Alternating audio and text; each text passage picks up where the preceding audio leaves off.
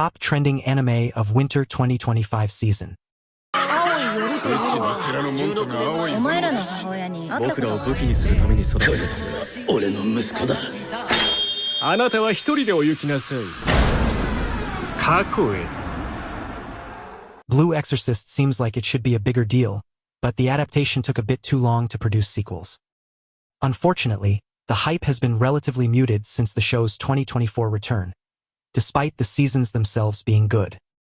Packed with reveals and led by two lovable characters, the Winter 2025 arc is the best entry yet. However, it is solely for fans who have been watching from the start.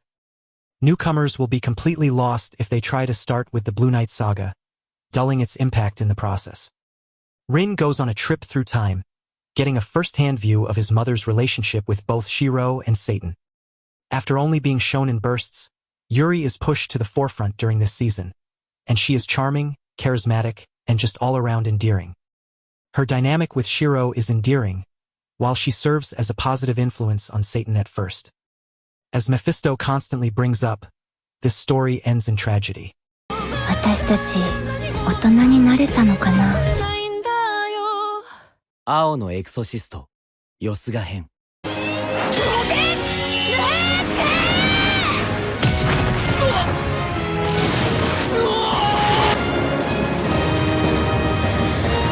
A MAPPA original, Zenshu was kept under wraps before its debut, which meant the story turning into an isekai was quite a surprise. Was it a welcome one? Well, it depends on the person, but the anime is a fairly great example of the theme.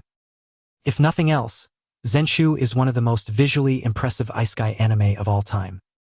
Natsuko is a superstar animator who is struggling with writer's block while working on her second project. A choking hazard later, she wakes up in the world of A Tale of Perishing, a polarizing anime movie that inspired her to become an animator. Infamously, this film has a depressing conclusion that leaves its heroic characters broken, an outcome that confused viewers at the time. Fortunately, Natsuko might be able to change that. Zenshu has a few strong positives in its favor, besides great animation. Natsuko is a fantastic protagonist with one of the better balanced OP abilities. The fantasy world seems to take a lot of inspiration from classic 80s anime, coming across as a fascinating hodgepodge of tropes and designs. The humor is mostly fine, and the action sequences ooze creativity. While quite simplistic for most of the show's run, the storytelling shifts to a more mature tone for the final stretch of episodes, setting the stage for what ended up being a strong finale.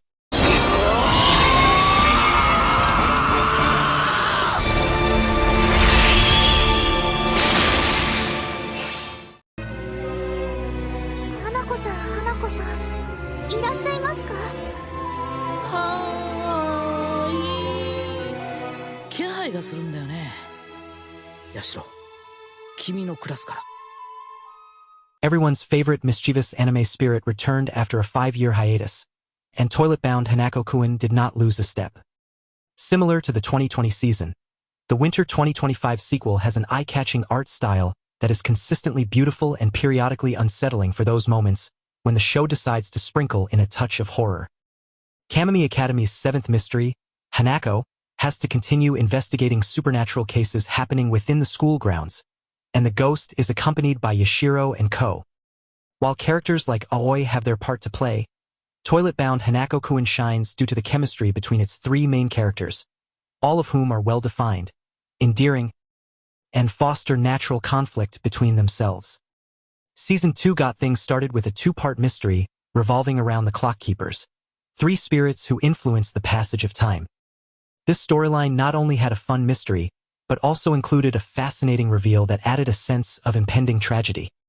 After that, the anime has primarily focused on exploring an upcoming tragedy, which has allowed the 3 main characters to take center stage rather than acting as foils to spirits of the weak.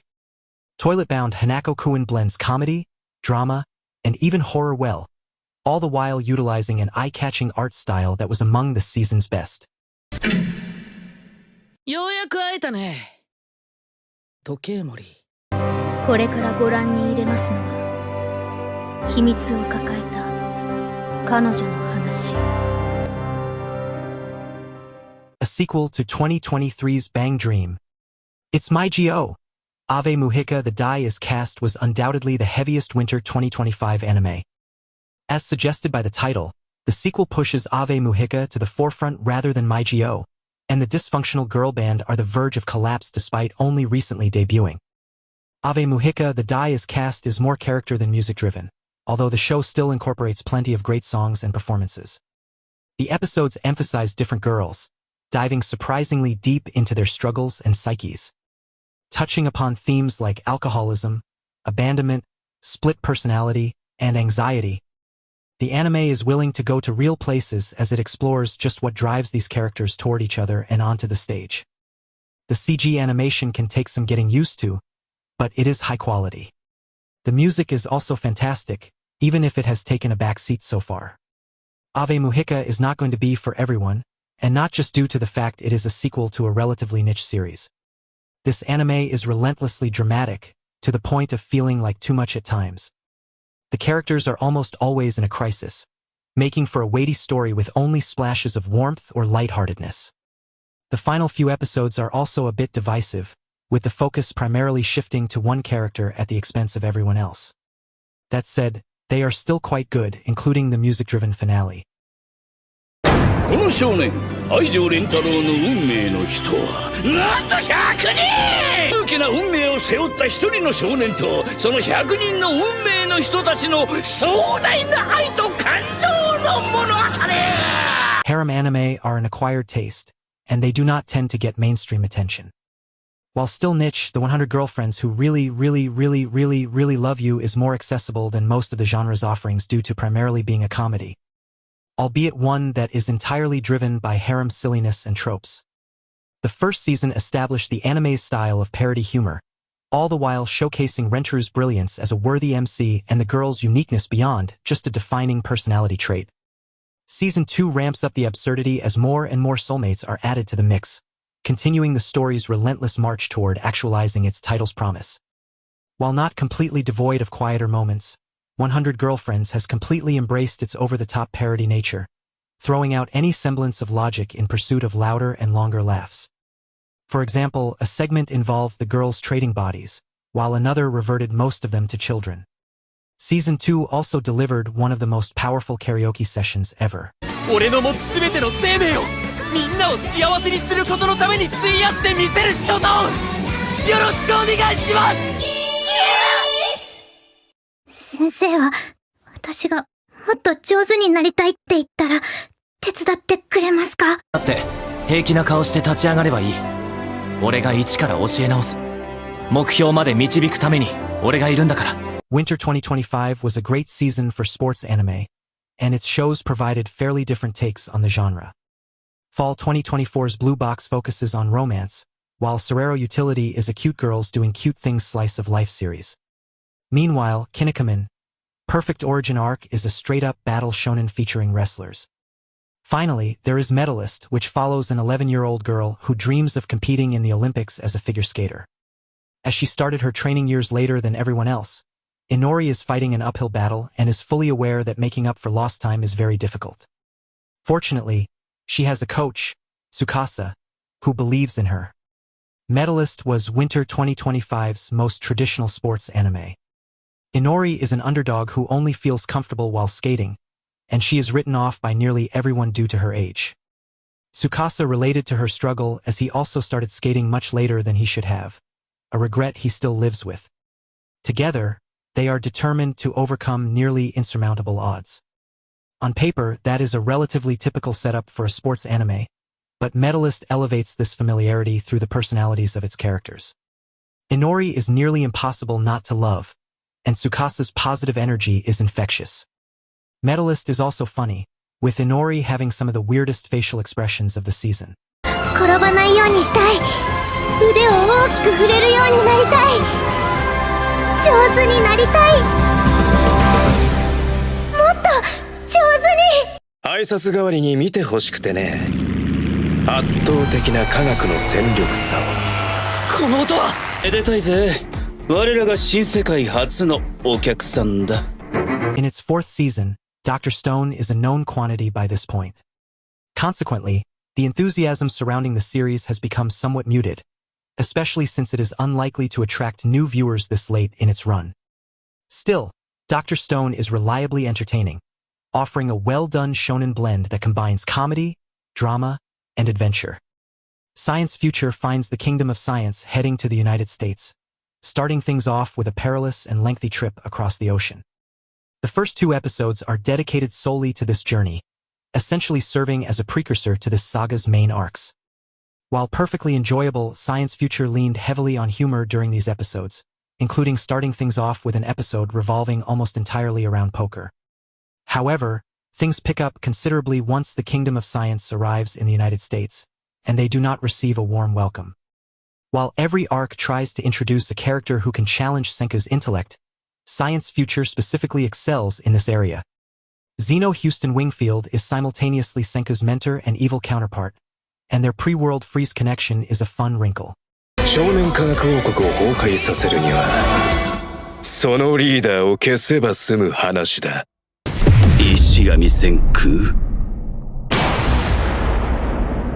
犯人は複数いたということですか。 Setting the bar extremely high with its first season, The Apothecary Diaries is back for another 24 episodes, and the sequel has more than lived up to its predecessor's high standards.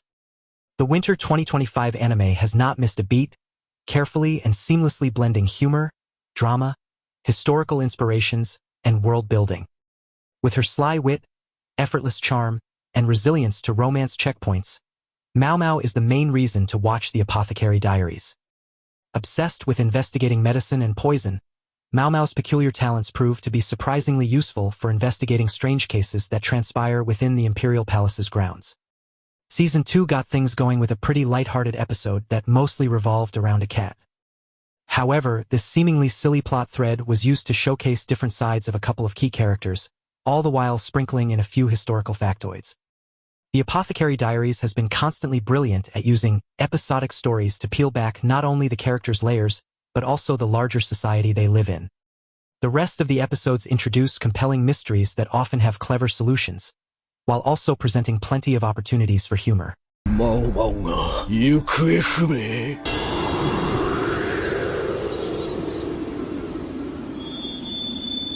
薬屋の独り言。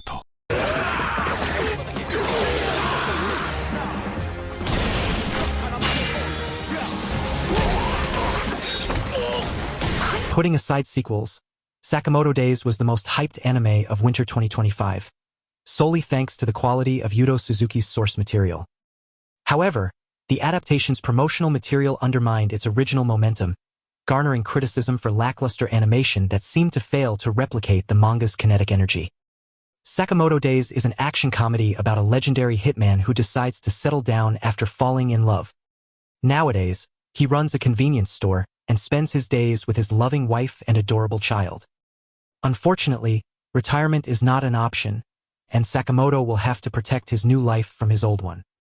Also, he hires a gunman who was originally sent to kill him. The anime is enjoyable, nothing more and nothing less. The manga's sharp wit and lovable characters have mostly served the transition in one piece, and Sakamoto Days is at its best when the focus is on the banter rather than the action. However, the latter is also a big part of this story, and it is inconsistent in the adaptation. Just to be clear, the fight sequences are not unwatchable nor devoid of tight choreography, but they lack the source material's punch or style. こ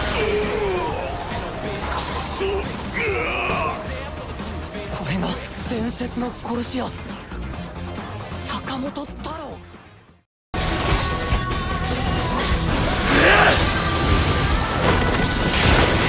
Arguably the most well-known manhwa of all time, Solo Leveling was destined to receive an anime sooner or later, but quality was far from guaranteed. Fortunately, the responsibility fell on A1 Pictures, and the dependable studio went on to produce a polished first season in 2024. While the story was nothing too special, the action sequences were fantastic, delivering smooth and fast-paced animation that veered into cinematic territory.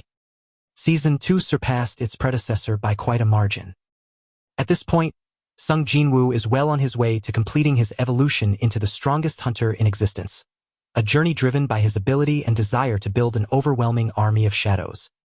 While not lacking in interesting lore drops or revelations, Solo Leveling Season 2 Arise from the Shadow has wisely opted to prioritize its main selling point: action. Nearly every episode features a fantastic fight sequence that somehow manages to surpass the last. If somebody is not into action or hates OP protagonists, they will not get much out of Solo Leveling. However, in terms of what it is trying to be, this anime is the peak. Episode 9 was even surprisingly emotional, something Solo Leveling has arguably lacked since its early days. Arise from the Shadow is an all-time great action anime.